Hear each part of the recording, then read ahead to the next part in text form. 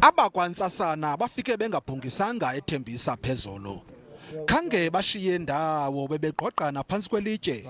Kufumaneke intsangu ifihlwe emapheyileni. Nditsho nale drain khange isinde. Imiphu neembumbulu zifihlwe apha.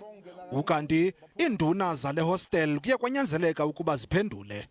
Into ephumile endleleni azizwana thina basabakhulu la eHostel siphethe abantu laba sibaphathela ukuthi abantu behlalisana ngokuthula. Besekufisa kakhulu baba, ngingabonga muthi usafuna ukubuya sizohlala phansi sikhulume, siphinde sihlale phansi nomphakathi sikhulume nawo, kuthi noma konakala sibe sesike sahlala phansi watshela umphakathi.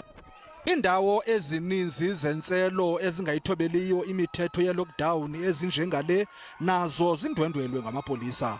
Buthathiwe bonke utywala balayishwa kwiiveni zamapolisa. Kodwa enye into exhalabisa abasemagunyeni lizinga eliphezulu lokuxhatshazwa kwabasetyhini apha eTembisa. Well, indeed, gender-based violence and femicide is an extension of criminality, is an extension of criminal mind. If you find things like this, so much of drugs, you wouldn't expect women to be treated with respect. You wouldn't expect kids to be respected and safe here. Kancinci nje phambi kokuba kube sezinzulwini zobusuku, uninzi lwabantu belubonakala lusonwabile lungafuni ukuhamba kwiindawo zentselo. Bambi bebengayithobelanga kwaphela imigaqo yokuzikhusela.